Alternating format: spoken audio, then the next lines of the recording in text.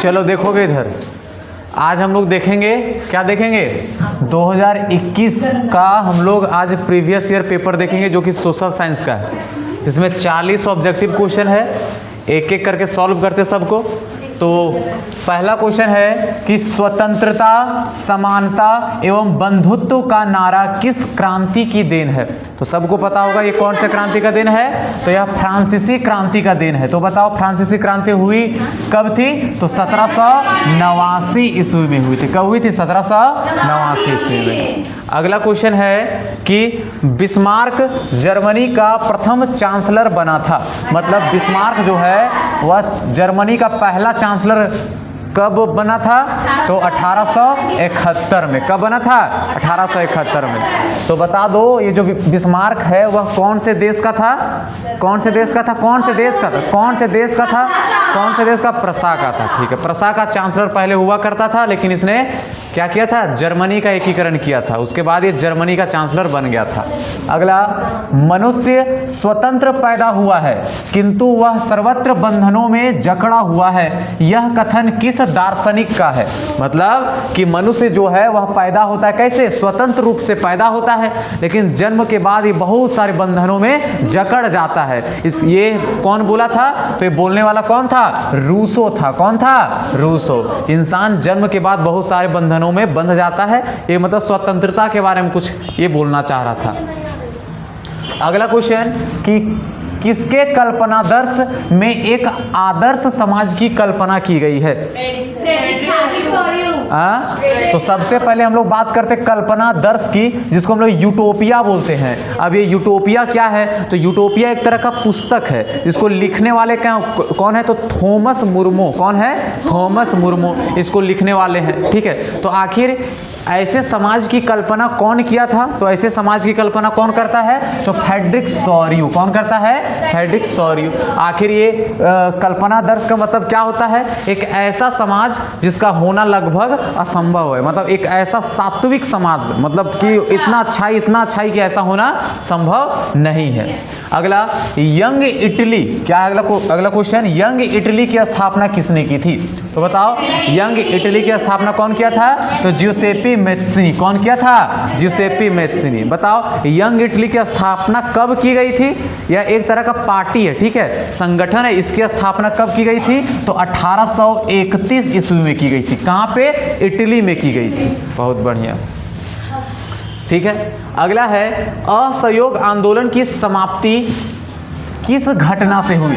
तो सबसे पहले बताओ असहयोग आंदोलन की शुरुआत किसने की थी, तो महात्मा गांधी जी की थी। महात्मा गांधी जी के देखरेख में कांग्रेस पार्टी द्वारा किया गया था। तो बताओ कांग्रेस पार्टी की स्थापना कब हुई थी, तो 1885 ईस्वी में। कौन किया था, एओ ह्यूम जी किए थे। चलो ठीक है, यहाँ क्वेश्चन है कि असहयोग आंदोलन की समाप्ति की घटना क्या है, तो क्या हो गया था, तो क्या हो गया था, चौरी चौरा कांड हो गया था। क्या हो गया था, तो चौरी चौरा कांड हो गया था। कब हुआ था, कब हुआ था, 1920 डेट बताओ, तो 6 फरवरी को। कब हुआ था, 6 फरवरी 1922 को हुआ था।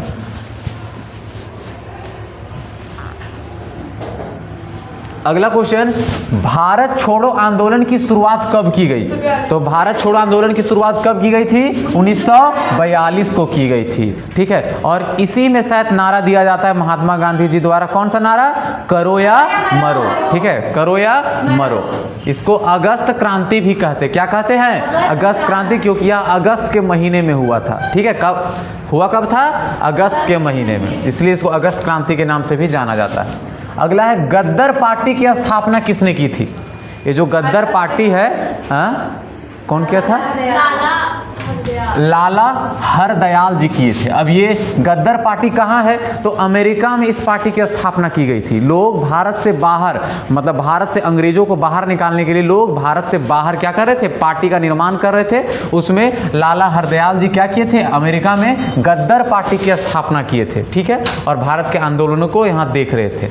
अगला, स्वदेशी आंदोलन की प्रेरणा से भारत माता की छवि को किसने चित्रित किया। मतलब भारत माता नाम करके जो छवि है कि भारत माता मतलब हमारी जो ये जो भारत है वो भारत माता है, इसकी छवि सबसे पहले कौन लाए थे? तो क्या लिखा हुआ है? अवनींद्र नाथ टैगोर। कौन लाए थे? अवनींद्र नाथ टैगोर। तो उससे पहले बता दो स्वदेशी आंदोलन कब और क्यों हुआ था? तो स्वदेशी आंदोलन किसके लिए हुआ था? तो 1905 में। कब? 1905 में बंगाल का विभाजन हुआ था। किसका हुआ था? बंगाल का विभाजन। उसी को खत्म करने के चक्कर में, उसी के विरोध में लोग सरकार का विरोध कर रहे थे, उसीलिए यहाँ पे स्वदेशी आंदोलन की शुरुआत की गई थी। ठीक है, विदेशी वस्तुओं को जलाया जा रहा था। ठीक है, और उसमें भारत माता का छवि कौन लाए थे? तो अवनींद्र नाथ टैगोर जी लाए थे। अच्छा बताओ, ये जो राष्ट्रीय गान है और राष्ट्रगीत, राष्ट्रगान मतलब जनगण मन और राष्ट्रगीत मतलब वंदे मातरम, इसको कौन लाए थे? तो इसको बंकिम चंद्र चटर्जी लाए थे। कौन लाए थे? बंकिम चंद्र चटर्जी। अच्छा, राष्ट्रीय गीत लाए थे बंकिम चंद्र चटर्जी, और राष्ट्रगान कौन लाए थे? तो रविंद्रनाथ टैगोर। कौन लाए थे? रविंद्रनाथ टैगोर। ठीक, अगला बताओ, खुदाई खिदमतगार की स्थापना किसने की थी? एक पार्टी है, तो इसकी स्थापना कौन किए थे? तो अब्दुल गफ्तार खान। कौन किए थे? अब्दुल गफ्तार खान। अगला, इनमें से कौन सा नवीकरणीय संसाधन नहीं है? नवीकरणीय मतलब क्या होता है? जिसका पुनः निर्माण किया जा सकता है। ठीक है, तो नवीकरणीय संसाधन नहीं है। तो जल संसाधन नवीकरणीय है, ये कभी खत्म नहीं होगा, बार बार इसका निर्माण होगा। सौर ऊर्जा भी नवीकरणीय है, पवन ऊर्जा भी नवीकरणीय है, लेकिन कोयला क्या है? तो यह अनवीकरणीय संसाधन है, ये नवीकरणीय नहीं है। एक बार बन गया तो ये कभी एक बार खत्म हो गया तो फिर कभी बनेगा नहीं। ठीक है, और इसको बनने में लाखों वर्ष का समय लगेगा।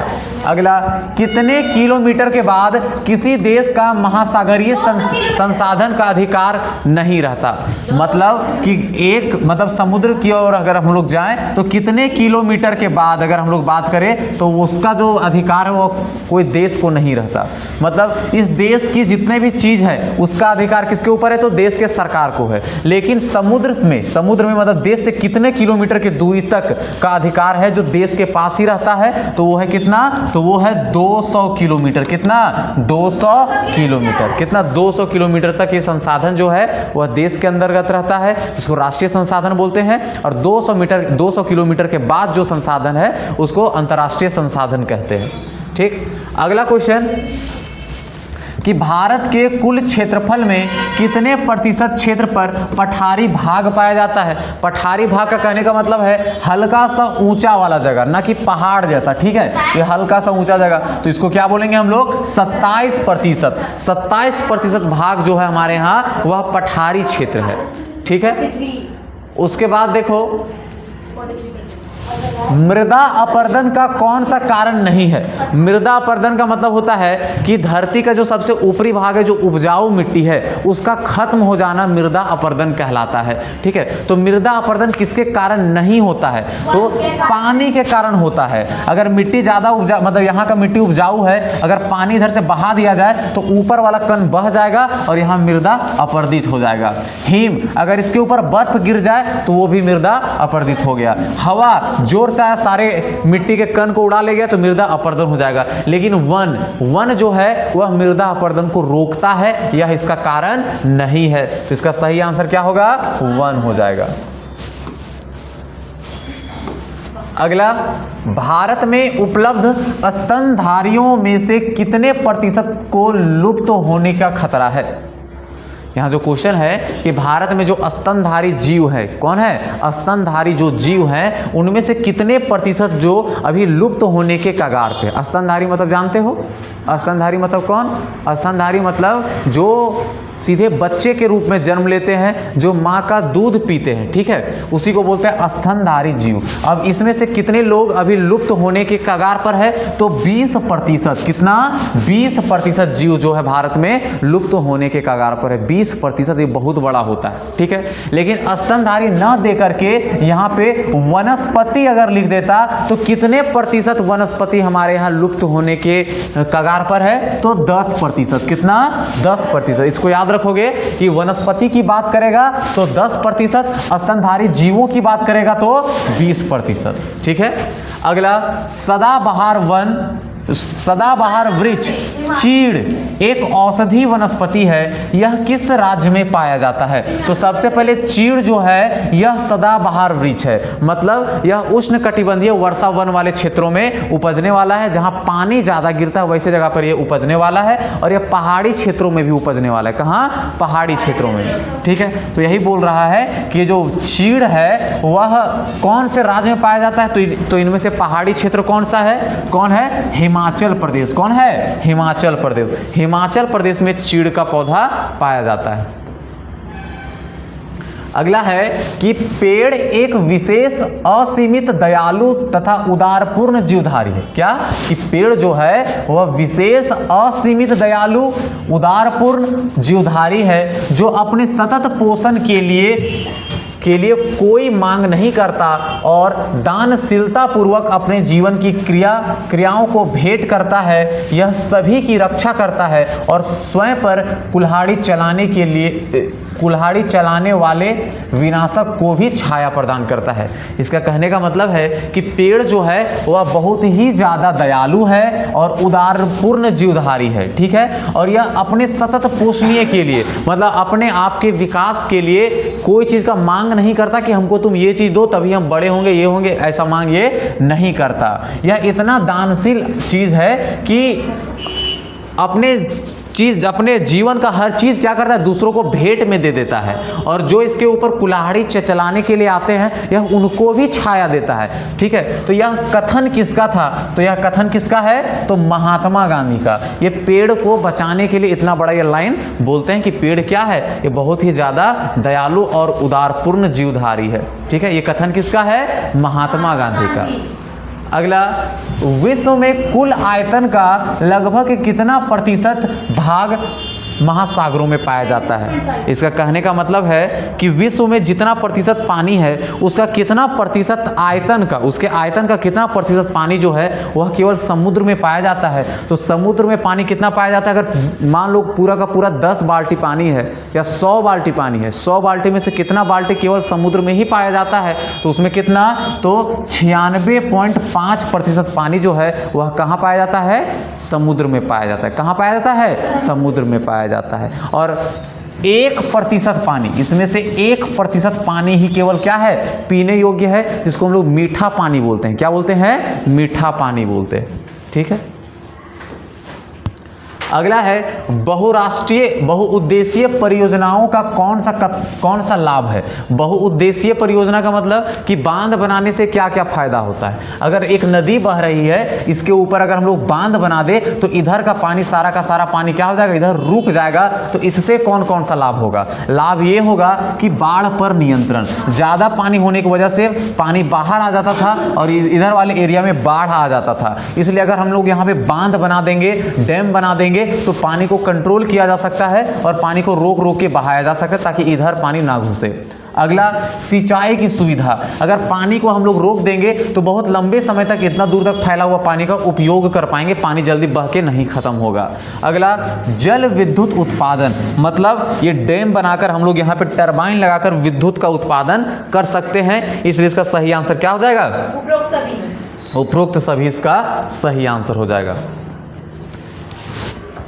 पश्चिमी राजस्थान में वर्षा जल संग्रहण की रीति किस कारण से कम हो रही है? मतलब राजस्थान में वर्षा जल को संग्रहित किया जाता था, मतलब जो भी पानी वर्षा के रूप में छत पे गिरता था उसको क्या किया जाता था? पाइप के माध्यम से जमीन के अंदर जो बना हुआ टांका है, जिसको हम लोग टैंक बोलते हैं, उसके अंदर पानी को संग्रहित किया जाता था, जिसको बोला जाता है वर्षा जल संग्रहण विधि। ठीक है, अब यह धीरे धीरे खत्म होते जा रहा है। इसके पीछे क्या कारण है? पक्का वहां पे पानी अब ज्यादा हो गया होगा, इसलिए लोग वर्षा के पानी को संग्रहित नहीं कर रहे हैं। तो वही लिखा है, वर्षा नियमित होने से, मतलब ये तो पहले भी पानी जैसे गिर रहा था वैसे आज भी पानी गिर रहा है, तो ये इसका कोई आंसर नहीं है।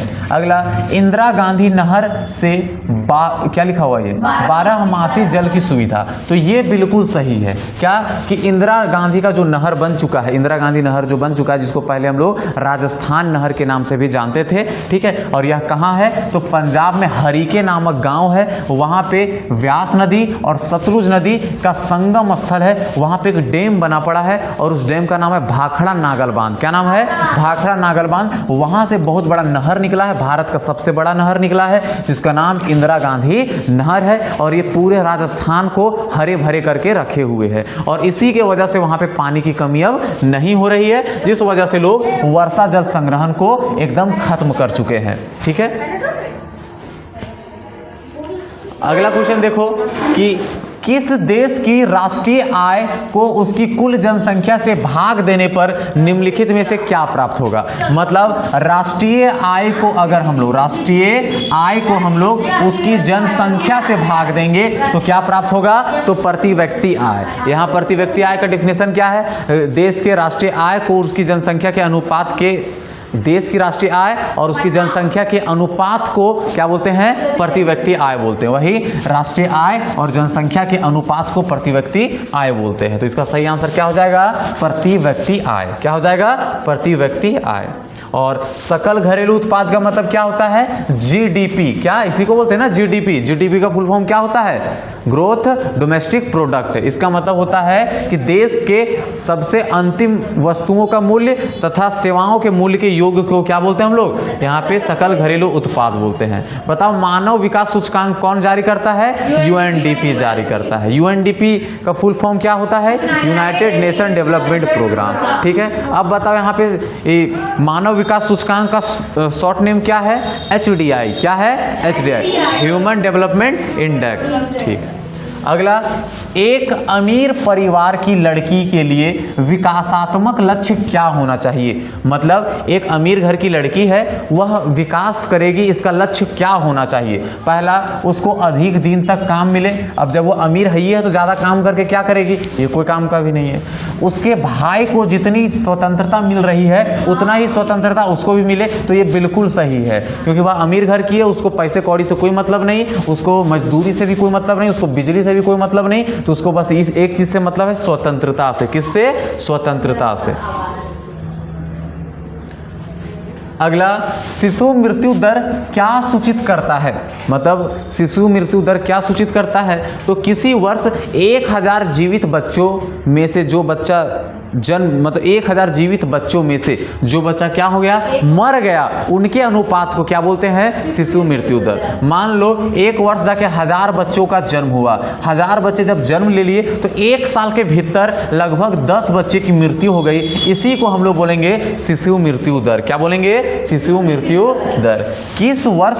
किसी वर्ष में पैदा हुए 1000 जीवित बच्चों में से एक वर्ष की आयु से पहले मर जाने वाले बच्चों के अनुपात को क्या बोलते हैं हम लोग? शिशु मृत्यु दर बोलते हैं। बहुत खुश है तुम?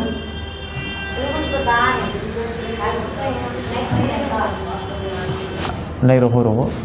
निम्नलिखित में से ऊर्जा के मुख्य स्रोत कौन से हैं? ऊर्जा का मुख्य स्रोत, ऊर्जा हम लोग कहाँ से प्राप्त कर सकते हैं? तो कोयला से प्राप्त करते हैं, विद्युत से प्राप्त करते हैं, पेट्रोलियम से प्राप्त करते हैं। मतलब उपरोक्त सभी से हम लोग क्या करते हैं? ऊर्जा प्राप्त करते हैं। अगला क्वेश्चन है कि निम्नलिखित में से कौन सी आर्थिक गतिविधियां तृतीयक क्षेत्रक में नहीं आती? ये ज़्यादा इंपॉर्टेंट है। मतलब टोटल क्षेत्रक कितने हैं? तो टोटल 4 क्षेत्रक है। कितने क्षेत्रक हैं? टोटल 4। पहला है प्राथमिक, द्वितीयक, तृतीयक और चतुर्थ। प्राथमिक में क्या होता है? वस्तुओं का प्राकृतिक रूप से उत्पादन किया जाता है। द्वितीयक में क्या आता है? तो विनिर्माण आता है। क्या आता है? तो विनिर्माण आता है। तृतीयक में क्या आता है? तो सेवा आता है। और चतुर्थ में क्या आता है? तो कोई चीज का खोज आता है। तो वही बोल रहा है कि किस आर्थिक गतिविधियों में तृतीयक क्षेत्रक नहीं आता, मतलब तृतीयक क्षेत्रक में नहीं आता। इनमें से कौन जो है वो तृतीयक क्षेत्रक में नहीं आता? तो बैंकिंग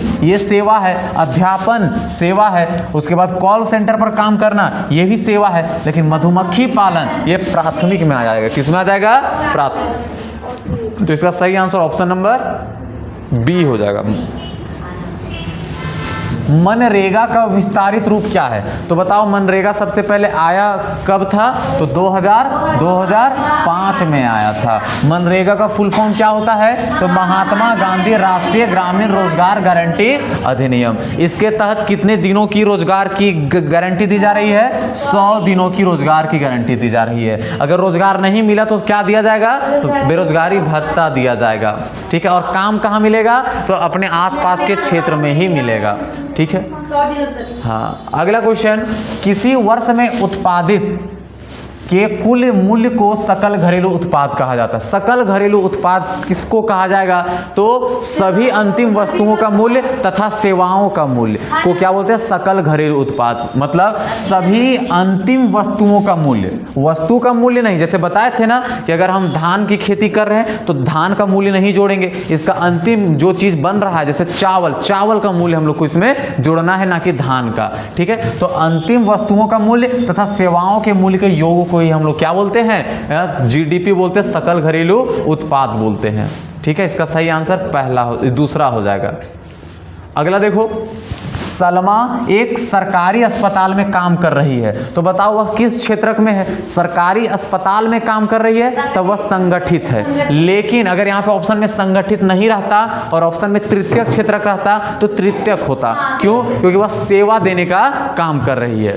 ठीक है, अगला, भारत के किस क्षेत्र में छुपी हुई बेरोजगारी देखने को मिलती है? छुपी हुई बेरोजगारी को ही हम लोग प्रच्छन्न बेरोजगारी कहते हैं। मतलब एक काम में आवश्यकता से ज्यादा लोगों का लगा रहना क्या कहलाता है? छुपी हुई बेरोजगारी कहलाता है। और यह किस में होता है? तो यह कृषि क्षेत्र में देखने को मिलता है। एक छोटे से काम में पूरे के पूरे घर के लोग उसमें लगे रहते हैं। ठीक है, अगला, इस क्षेत्र के श्रमिक माल का उत्पादन नहीं करते हैं। मतलब कौन सा क्षेत्र है जिसमें माल नहीं बनाया जाता है? तो प्राथमिक क्षेत्र की बात करें तो इसमें भी माल बनता है, द्वितीयक में भी वस्तुओं का विनिर्माण करके माल बनता है, चतुर्थ में नया नया खोज होता है, इसमें भी वस्तुओं का निर्माण होता है। ठीक है, लेकिन तृतीयक जो है यह केवल सेवा करता है। क्या करता है? सेवा करता है। ठीक है, अगला, बेल्जियम में सत्ता की साझेदारी के संबंध में कौन सा कथन असत्य है? कौन सा वहां पे बेल्जियम के बारे में गलत है? तो यहां बता दो, पहला ऑप्शन है, केंद्रीय सरकार में डच और फ्रेंच भाषी मंत्रियों की संख्या क्या थी? समान थी। यह बिल्कुल सही है। राज्य सरकार केंद्र सरकार के अधीन नहीं थी, यह भी बिल्कुल सही है। राज्य सरकार वहां पे स्वतंत्र थी। अगला, बेल्जियम में अलग सरकार है और इसमें डच और फ्रेंच समुदायों का असमान प्रतिनिधित्व है। गलत, समान प्रतिनिधित्व है उनका, असमान नहीं है। तो यही गलत है, बाकी सब क्या इसमें सही है। ठीक है, अब बताओ बेल्जियम में ये डच भाषी कितने लोग थे? 49%। कितने डच भाषी लोग कितने थे वहां पे? तो 59%। और फ्रेंच भाषी कितने थे? तो 40%। 1% क्या था? जर्मन भाषी। बहुत बढ़िया। अच्छा बताओ, दोनों में से अमीर कौन था? डच था कि फ्रेंच? तो फ्रेंच अमीर था। बताओ, अगर उसकी राजधानी, बेल्जियम की राजधानी कहाँ है? ब्रुसेल्स है। ब्रुसेल्स में डचों और फ्रेंचों की संख्या कितनी थी? तो वहां पे डच कम थे। डच कितने थे? 20%। और फ्रेंच जो कि अमीर लोग थे उनकी संख्या कितनी थी? 80%। अगला, एक संघात्मक शासन प्रणाली वाला देश इनमें से कौन नहीं है? संघात्मक देश का नाम पूछ रहा है, तो संघात्मक कौन नहीं है? तो संयुक्त राष्ट्र अमेरिका संघात्मक है, बेल्जियम संघात्मक है, ऑस्ट्रेलिया संघात्मक है, लेकिन श्रीलंका एकात्मक है। अब ये मत बोलना यहाँ पे राजशाही चलता है, मतलब लोकतांत्रिक देशों को दो भागों में बांट के रखा गया है, संघात्मक और एकात्मक। ठीक है, संघात्मक का कहने का मतलब है जिसमें सरकार को कई भागों में बांट दिया गया है, जैसे केंद्र सरकार, राज्य सरकार, स्थानीय सरकार। लेकिन एकात्मक में बस केंद्र सरकार होता है। ठीक है, तो इसमें केवल केंद्र सरकार की ही व्यवस्था है, मतलब श्रीलंका इसका आंसर होगा। अगला, निम्न में से किस देश में एकात्मक शासन व्यवस्था है? तो अभी देखिए किसमें है? श्रीलंका में। श्रीलंका में एकात्मक शासन व्यवस्था है। 34 नंबर क्वेश्चन देखो कि शिक्षा किस सूची में शामिल है? तो बताओ टोटल सूची कितना है हमारे यहाँ? 3। कौन कौन सा? एक है केंद्र सूची, उसके बाद राज्य सूची, फिर समवर्ती सूची। केंद्र सूची के ऊपर कानून कौन बनाता है? तो केंद्र सरकार बनाता है। कौन बनाता है? तो केंद्र सरकार बनाता है, जो कि पूरे देश पर लागू होता है। कहाँ होता है? पूरे देश के ऊपर लागू होता है। और राज्य सूची के ऊपर कानून कौन बनाता है? तो राज्य सरकार बनाता है, और यह लागू कहाँ होता है? राज्य पर। लेकिन समवर्ती सूची के ऊपर कानून कौन बनाता है? तो केंद्र और राज्य दोनों बनाता है। लागू कहाँ होता है? राज्य बनाया है तो राज्य में, केंद्र बनाया है तो पूरे देश में। ठीक है, तो वही बोल रहा है कि किस सूची में शिक्षा जो है, या किस सूची में रखा गया है इसको? तो इसको समवर्ती सूची में रखा गया है। किस में रखा गया है? समवर्ती। मतलब दोनों मिलकर इस पर कानून बनाएंगे। लेकिन अगर दोनों में मतभेद हो तो मान्य किसका होगा? तो केंद्र का मान होगा। किसका मान होगा? केंद्र केंद्र का मान होगा। और बताओ समवर्ती सूची में क्या क्या रखा गया है, तो शिक्षा रखा गया है, विवाह रखा गया है, तलाक रखा गया है, गोद लेना रखा गया है, सारा का सारा चीज उसमें रखा गया है। ठीक है। भारत में स्थानीय शासन प्रणाली के कितने स्तर हैं, मतलब भारत में अगर सरकार की बात करें कितने स्तर की सरकार है, तो 3 स्तर की सरकार है। कौन कौन सा, केंद्र सरकार, राज्य सरकार और स्थानीय सरकार। लेकिन यहाँ है कि स्थानीय सरकार को कितने भागों में बांट के रखा गया है, मतलब पंचायती राज व्यवस्था को कितने भागों में बांट के रखा गया है, तो 3 भागों में बांट के रखा गया है। कौन कौन सा, सबसे नीचे से बात करें तो सबसे नीचे आता है हमारा ग्राम पंचायत। क्या आता है, ग्राम पंचायत। उसके ऊपर की बात करें तो पंचायत समिति। क्या आता है, पंचायत समिति। और इसके ऊपर की बात करें तो क्या आता है, जिला परिषद। क्या आता है, जिला परिषद। अब बताओ ग्राम पंचायत का मुखिया कौन होता है, ग्राम पंचायत का मुखिया कौन होता है, तो मुखिया ही होता है। ग्राम पंचायत का मेन आदमी कौन होता है, तो मुखिया होता है। अब बताओ ये क्या लिखा हुआ है, पंचायत समिति का मुख्य आदमी कौन होता है, तो पंचायत समिति का मुख्य आदमी कौन रहता है, तो प्रमुख। कौन होता है, प्रमुख होता है।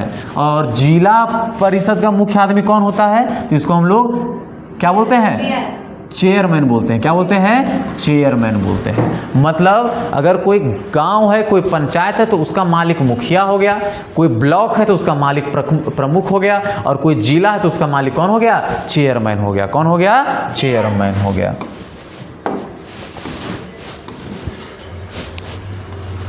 अगला, संघीय सरकार की एक विशेषता नहीं है। इनमें से कौन सा जो है वह संघीय शासन की व्यवस्था नहीं है। पहला, राष्ट्रीय सरकार अपने कुछ अधिकार प्रांतीय सरकार को देती है, मतलब राज्य सरकार को देती है। हाँ, ये संघ का है, वो पावर को बांटती रहती है। अधिकार विधायिका, कार्यपालिका और न्यायपालिका में बढ़ जाता है, ये भी बिल्कुल सही है। निर्वाचित पदाधिकारी ही सरकार में सर्वोच्च ताकत का उपयोग करता है। राज्य की शक्ति शासन की विभिन्न स्तरों में बढ़ जाता है, ये भी सही। इसमें गलत कौन है, तो निर्वाचित पदाधिकारी ही सरकार में सर्वोच्च ताकत का उपयोग करता है, ये सही नहीं है। ठीक है, सब कोई मिल के करता है उसमें। ठीक है।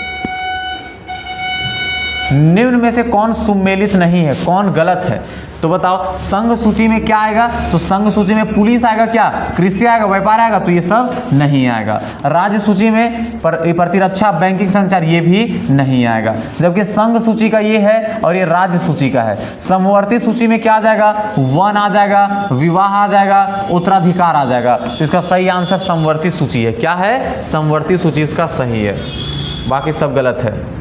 अगला है, इनमें से कौन सा एक हित समूह है। एक हित मतलब लोगों के मतलब हित के लिए बनाया गया समूह है, तो इसका सही आंसर क्या है, बामसेफ। क्या है, बामसेफ। ये क्या है, तो हमारे यहाँ आदिवासियों को, ठीक है, मतलब क्या बोलते हैं, अनुसूचित जाति और अनुसूचित जनजातियों को सुरक्षित रखने के लिए एक संगठन का निर्माण किया गया, जिसका नाम क्या है, बामसेफ। क्या नाम है, बामसेफ। और यह सरकारी नौकरी से रिलेटेड है। ठीक है। अगला, नेपाल में हुए जनसंघर्ष निम्न में से क्या कहा गया, मतलब नेपाल में जो 2006 ईस्वी में, कब हुआ था, 2006 ईस्वी में वहाँ पे बहुत बड़ा आंदोलन हुआ था। इसके बाद सरकार को हटा करके फिर से नई सरकार की स्थापना की गई थी।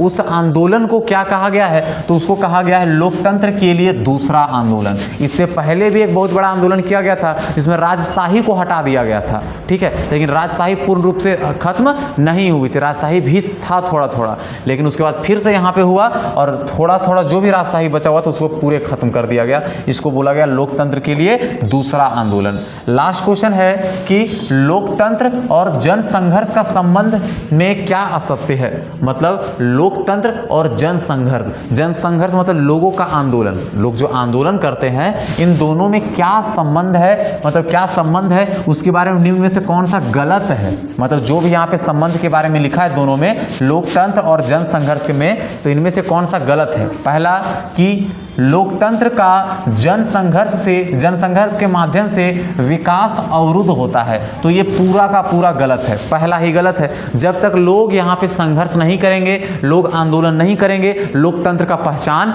नहीं होगा, उसे विकास का कोई लेन देन नहीं है, तो यही चीज गलत है। बाकी सब इसमें क्या होगा, सही है। ठीक है, तो 40 क्वेश्चन हो गया खत्म। अब बताओ इनमें से सब ठीक ठीक था ने।